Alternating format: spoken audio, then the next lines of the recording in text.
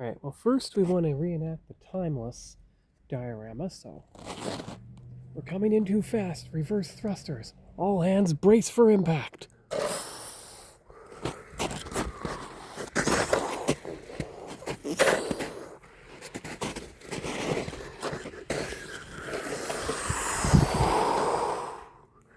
There.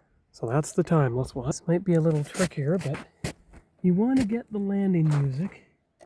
So first of all, you have Voyager coming in from the bottom with a bottom view of Voyager landing.